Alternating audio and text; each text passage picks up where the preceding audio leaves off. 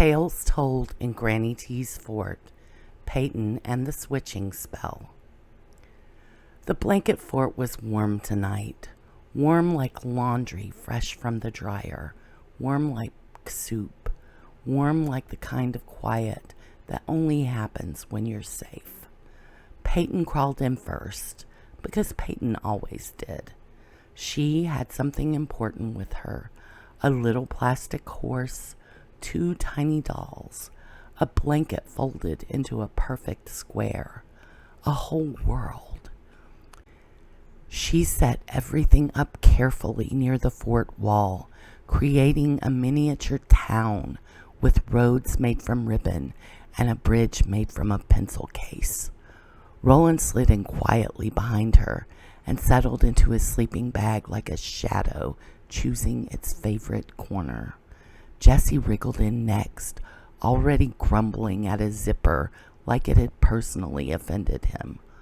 Oliver came last, whispering, "I'll scoot," and "Here, you can have this pillow," and "Is everyone comfy?" like the fort was his job. Granny T ducked in and sat in her cozy chair with her lantern resting in her lap. Peyton didn't look up. She was busy. Her dolls were going on an adventure. They had to cross the bridge.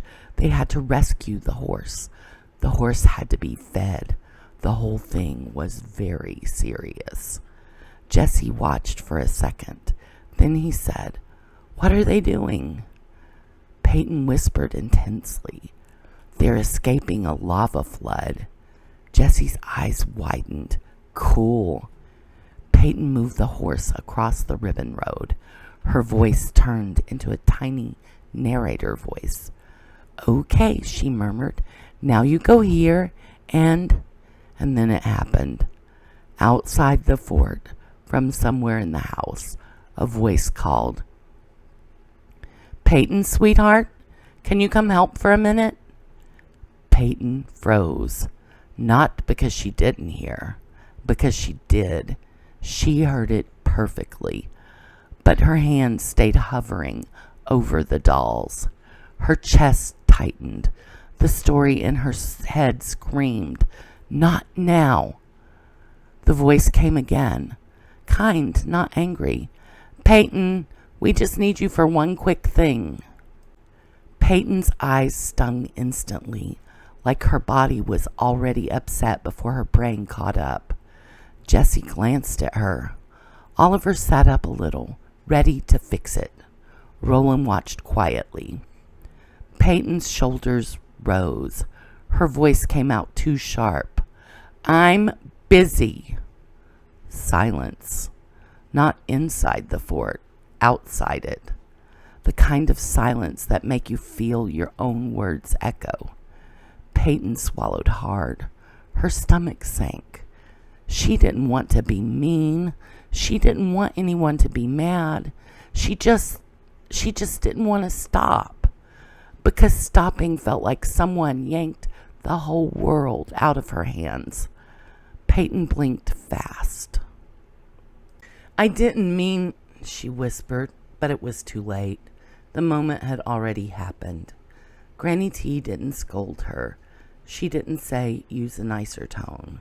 She didn't say, "You should be grateful." She simply looked at Peyton with warm, steady eyes, the kind of eyes that said, "I see what you're really feeling." Granny T spoke softly. "If today felt too big," she said, "we'll make it smaller, one story at a time." Peyton's throat tightened. She nodded just once. Granny T turned the lantern's knob. Click. Golden light bloomed inside it, slow and calm, like a sunrise that didn't need to hurry. And just like that, the story world woke up.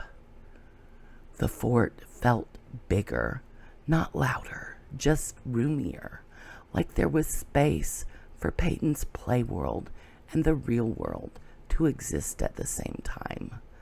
The air smelled like warm cookies and clean paper. The lantern glow spilled onto the floor, and the shadows shaped themselves into a soft path. Granny T's voice became the story.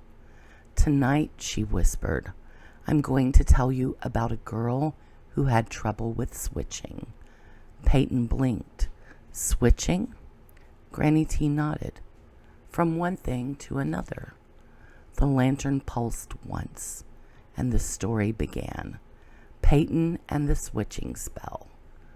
Once upon a time, in a town where the rooftops looked like frosting and the streets sparkled faintly like sugar, there lived a girl named Peyton. Peyton loved play, not just I like toys play.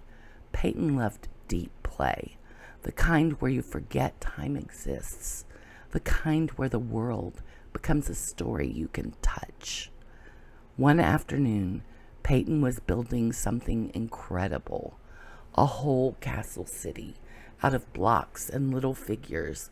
It had a gate, it had a bridge, it had a secret tunnel, it had rules, it had a mayor, it had a dragon who was actually misunderstood. Peyton's hands moved fast and careful. Her mind was full of adventure. She was right in the middle of the most important part, the part where the dragon was about to make a brave choice, when a voice came from across the room. Peyton, love, could you come help for a moment? Peyton froze. Her whole body stiffened. She didn't want to go, not because she didn't love her moms, because she was in the story, and leaving the story felt like falling off a cliff. Peyton's mouth opened.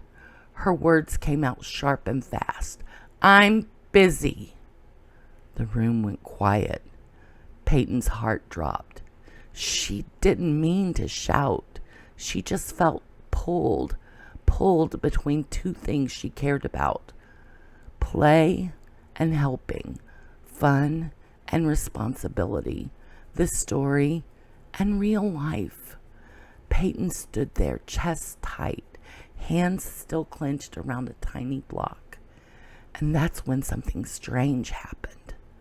The air shimmered, not scary shimmer, more like sunlight on water. A tiny creature popped into existence on the edge of Peyton's block tower. It was the size of a teacup. It wore a little vest.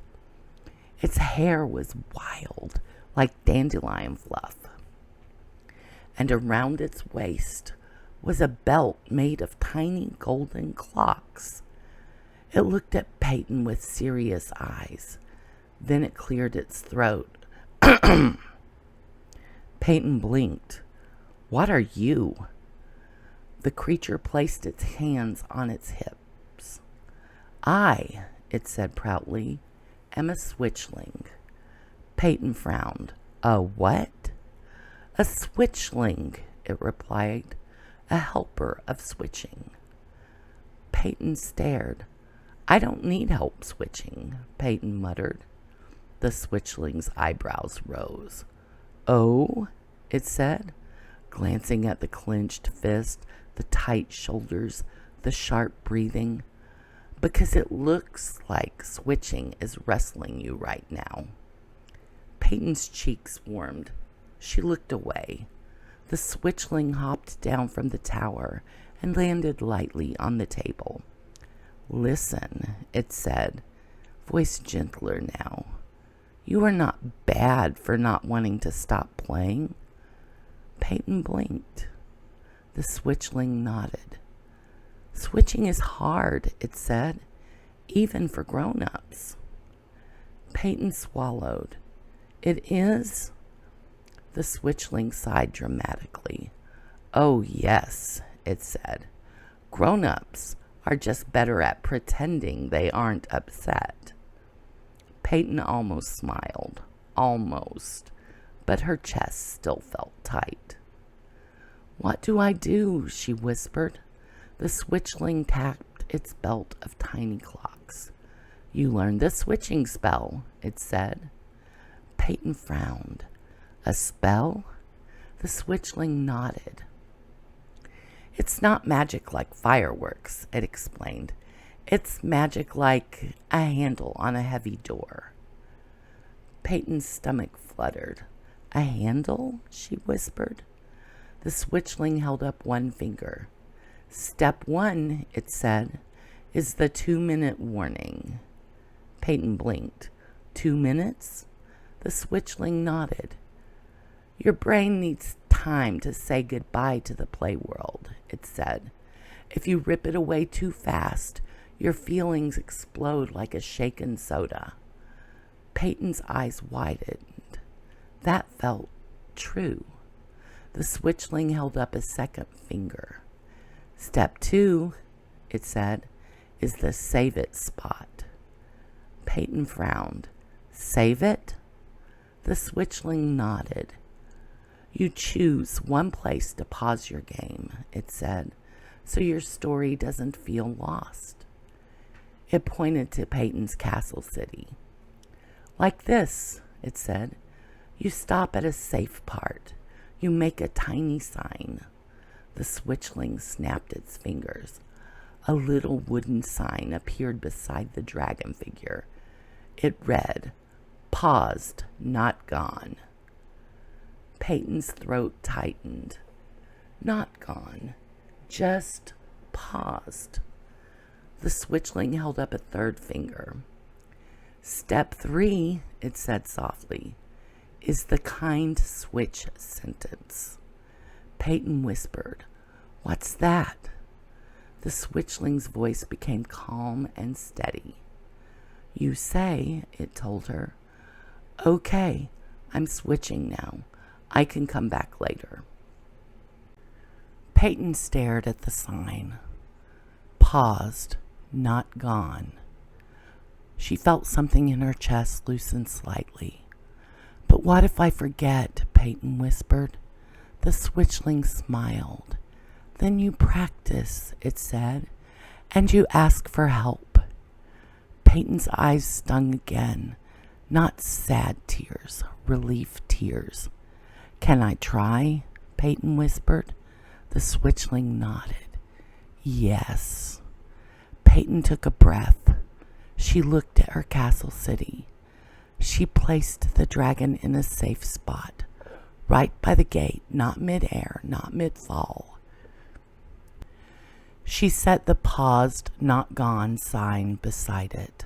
Then she whispered quietly to herself, Okay, I'm switching now.